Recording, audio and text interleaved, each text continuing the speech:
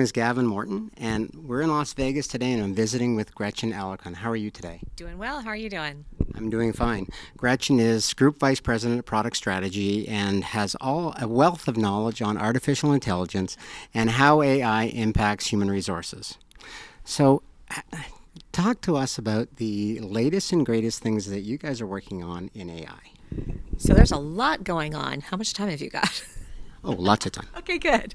I think there are a couple different things people are thinking about when you talk about HR, because when you apply AI to HR, people are still in the very early days of thinking about it, but they, from a personal standpoint, are really excited by it. 93% of people said they'd be willing to take orders from a robot. But when you ask them what are they actually doing with it in their companies, they're like, whoa, we're still a little scary. We're not quite sure. So there's this big opportunity there. So we're looking at a couple different things, whether you're talking about how I use machine learning or a recommendations engine or chatbots, which everybody's talking about right now, and people starting to think about how to use voice as kind of that next way of interacting with HR systems. So all of that kind of falls under this big heading called AI. And I really think it's important for people to think about not just what is AI, but what is AI going to do for my organization, for my business processes, and which piece is really going to apply best for what I'm trying to accomplish.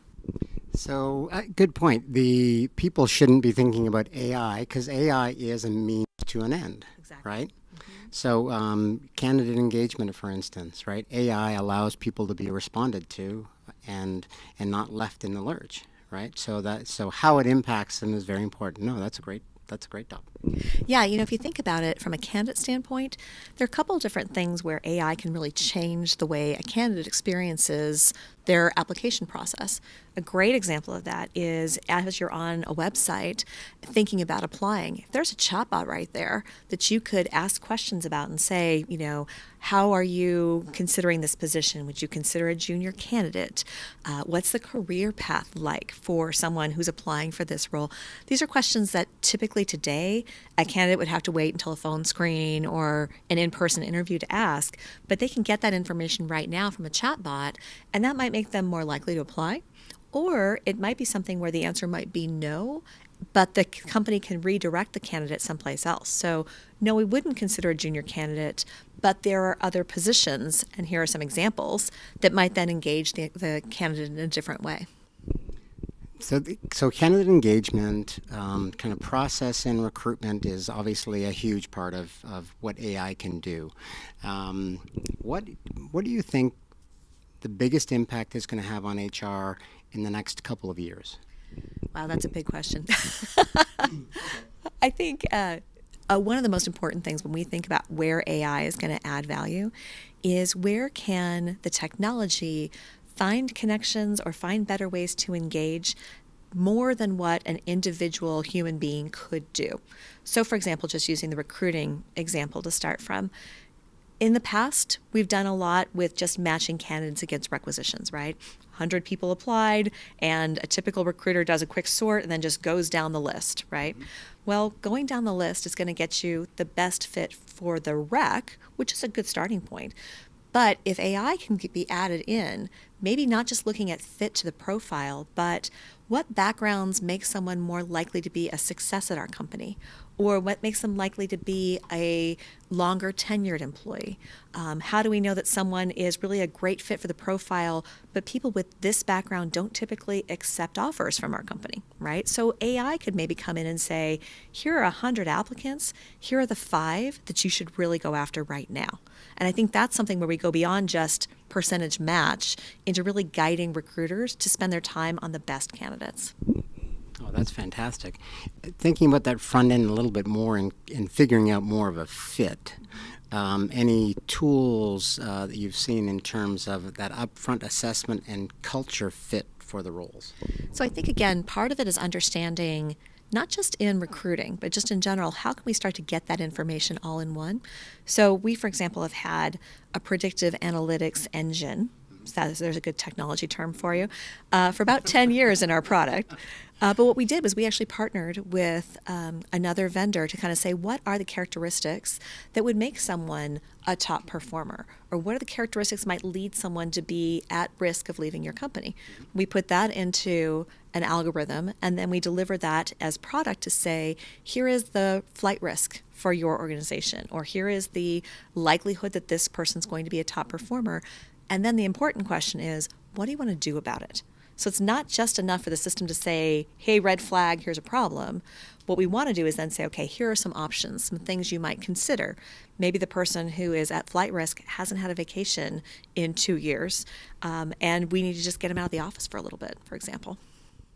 So the tools around retention, performance management, helping the managers do their job obviously is really key. And I like the fact that it's helping them, because many times they can be led to water, right?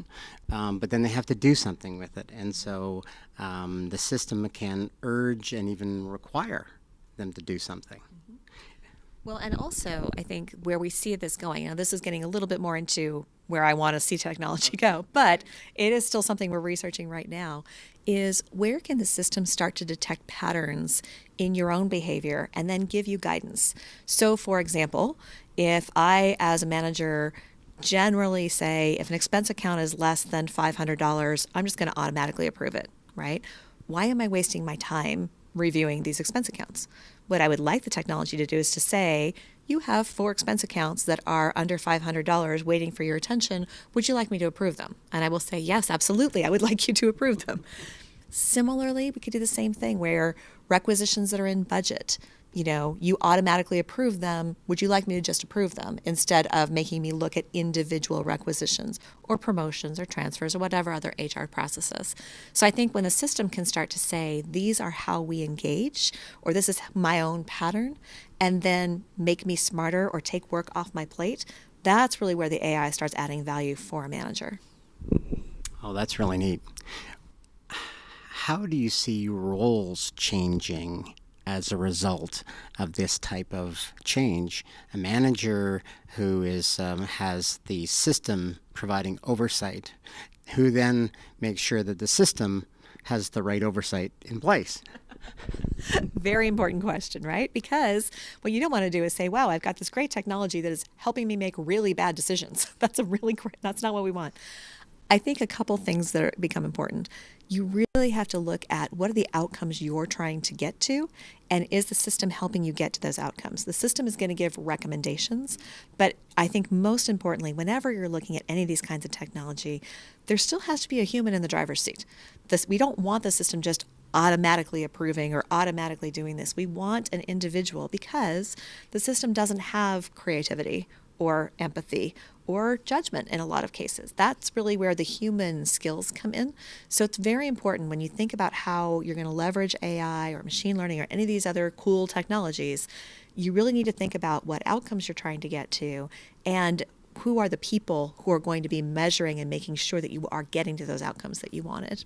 In terms of human resources and technology, typically HR has been behind in technology. I'm going to ask you a big question. How do we get them ahead? How do we help them get up front when it comes to technology and using AI to do that? Yeah, well, I have to say, the pace of technology change is happening so fast, right? I can't keep up with the updates to the apps on my own phone, and that's just my own individual technology use. That's not talking about technology use on behalf of a company, right? So I think there's always going to be some lag between when the technology takes off and when an organization can really adopt it. So I think, again, part of that is understanding what are those areas where the technology is really going to address what you're trying to do. We were talking about this earlier today in the case of blockchain, that, blockchain is really exciting right now. Lots of people are talking about it, but most of the use cases that I am hearing are about recruiting and about securing the application process. That might be really important if you are recruiting in an area where typically you've had fraud or you've had other areas where you need to really certify somebody. But is that needed across your entire organization? Is that the best use right now of the technology? And I think that's an area where, again, we need to just explore and say, this is really exciting technology, but is the use case we're coming up with really going to add material value? And that to me is the thing that we, as the people who develop applications, we have to be paying attention to. We're focused on the process and the outcome. The technology is the enabler. Okay. All right. Well, I'd love to see HR continue to understand technology and understand how to help the business move forward. I mean, obviously, that's really important. So I had a thought. Leadership development is a team thing, right? Executive development, executive team. How does AI, or have you seen AI, impact a leadership team in terms of strategy and visioning and where to go in the market, those type of things? I think that's a really important question. And I think right now where AI is playing a role is really more making you more productive in your processes. However, I am talking to a couple different companies right now, customers, about how does AI help me understand where the next opportunity might be for a leader, not necessarily an opportunity for the company yet. That's, I live in the HR space. I'm not corporate strategy. But, for example, one of our customers has a rule now that to be prepared to move to the executive suite, you need to have a certain type of experience. You have to have worked in a turnaround. You have to have worked overseas. You have to have worked in, a number of different experiences.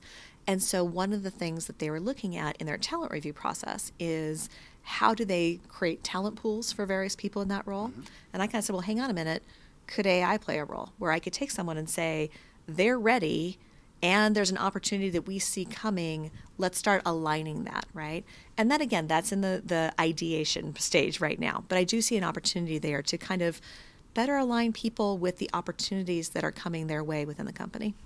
Well, I think that'll be really outstanding, right? I mean, that would be fantastic. It would be fun.